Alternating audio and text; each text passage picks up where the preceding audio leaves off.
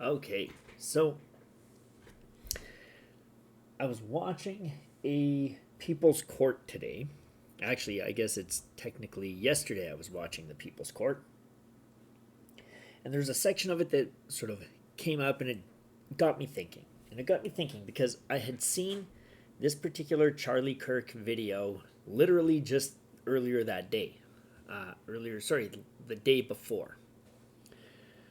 So, in this video, Charlie Kirk says to this girl here, this woman, whatever, says, "What is a woman?"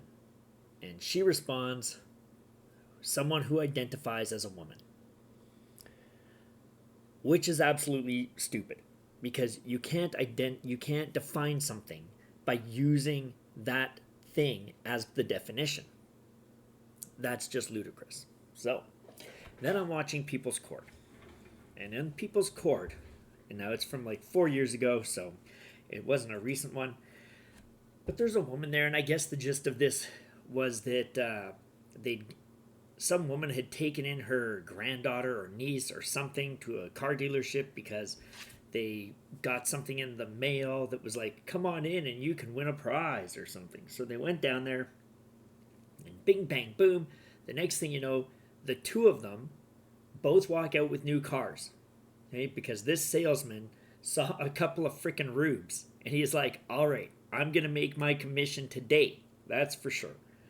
So now, because the aunt or the grandma or whoever it was that took this girl in there to look at buying a new car or something, she had to go down because the girl had crappy credit. Now I'm going in a very circuitous route here to get to my point.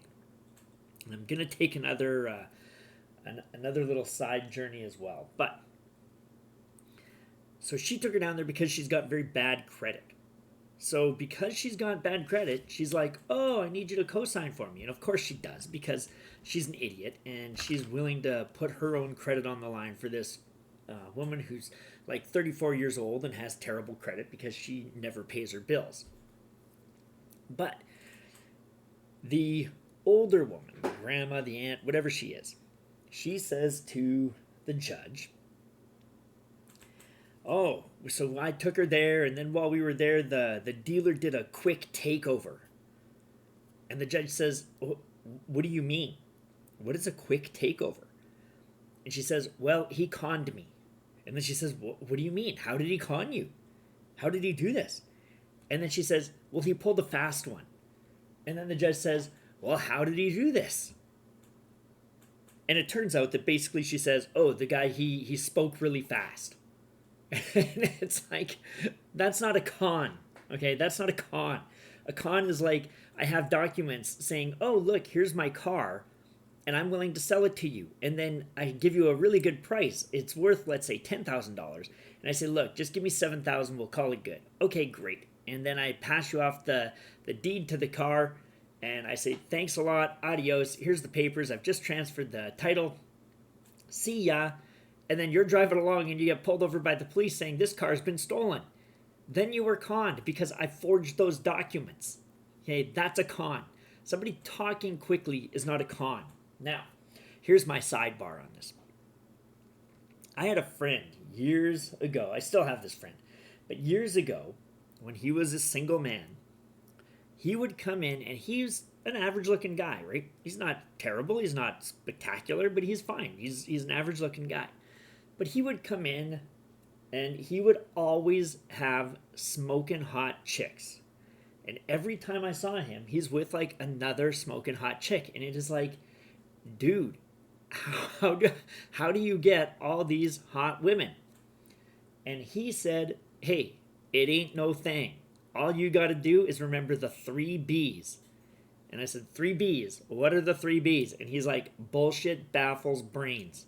He's like, "You just start talking and you never shut up. And pretty soon they're dazzled. They don't know what the hell is going on." Okay? And that's exactly it. There's a reason that there's that trope about the fast talking salesman. Because literally, here's this freaking woman on the People's Court who's like, "He conned me. What did he do?" "Well, he spoke fast." Like, don't be a moron. You know these people are like that. And this is why I say to my wife as well, anytime I'm speaking to somebody and they're speaking at a pretty good clip, I'm like, I don't freaking trust this person one bit.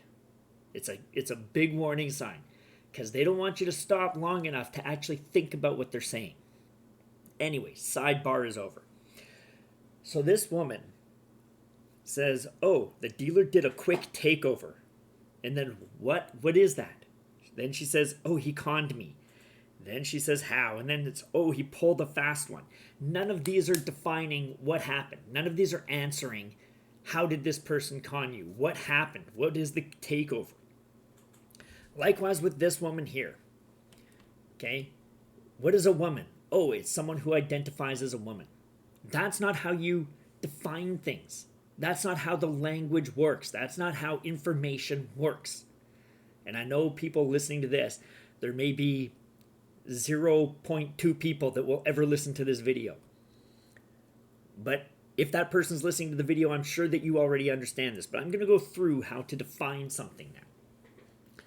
So when you want to define something, and this is for these morons, like this chick here, and she's probably a university student. And this is why it's so appalling to me, okay? That they don't know how to define something, how to define something simple. Now, of course, this is an ideological thing, so she can't define it. Because to define it would be to make sure that there's something hard and fast. And they don't want that. They want it to be ephemeral. But anyway, we're going to assume if I'm learning a new language, let's say I'm learning Japanese. And in the course of my Japanese learning, somebody uses the term obi, and I say, I don't know that word. What is an obi? They can't then turn around and say, oh, an obi is something that is an obi, because that tells me nothing. So it's very useful then if they say, oh, an obi is a piece of fabric that's used as a belt. It wraps around an article of clothing and it holds that article of clothing closed. It goes around the waist and they cinch or tie it up to make sure that the clothing doesn't open up. And I go, oh, great. Now I understand what an obi is. Likewise, if I say to somebody, what is a finger? They can't say, oh, a finger is the finger, because that doesn't tell me anything. A finger is something that's like a finger. That tells me nothing. But if they say, oh, what is a finger? A finger, it's one of the digits on your hand, at the end of your hand. It's got 3 bones in it, and it's got a bunch of knuckles, and you can use it to point. It usually has a nail on it. That's a finger. And then I can look down and I can see my hand, and I can say, oh, great. And I can hold up one of those, and I can point at something and say, this here, and I can waggle it around, and I can say, this is a finger. Great. I've now gained knowledge. Okay? I've understood something. But ultimately, my question is, when did this happen? When did this change occur? Because I've been on the planet now for a fair bit of time. I mean, not if we're talking in a cosmic scale, but as far as the average human lifespan, I've been here a number of years. And I don't really recall there being this huge problem with nobody being able to define things. But over the last 5-10 years, and acceleratingly so over the last 3 to 5 years, it seems like the idea of defining something has become anathema to most people. So when did this happen? And especially when we see it occurring at these higher education, and I use higher in quotations, because as I am wont to say, nothing has destroyed my perception and my impression of education more than going back to university and seeing just how stupid so many of those people are. The inability to grasp the most basic of concepts, and the inability to see different viewpoints.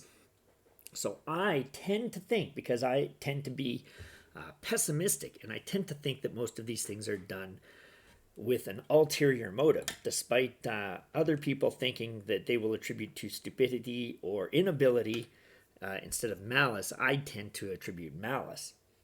I think this is done intentionally to make people more stupid. Because the more stupid people are, the more they can be led around by the nose like cattle.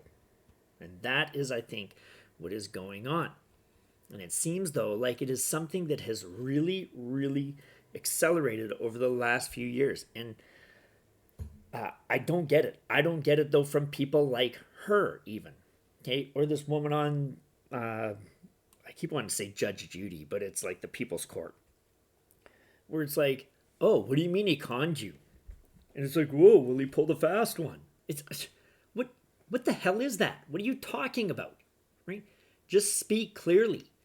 And if you say, oh, you know what, I was stupid and he freaking talked me into something I couldn't afford, great. You know what? Yeah, you were probably stupid, but big deal. We've all been stupid at times. We've all done dumb things. Just own up to it, accept it, and recognize it, learn from it, and move on. Right? People like this, they don't just stop and think. I would be embarrassed to define something. What is toilet paper? Oh, it's paper you use around the toilet.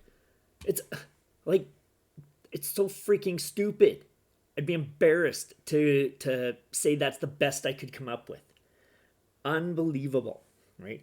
When did simply giving definitions and thinking a little like the teeniest bit about something become so rare?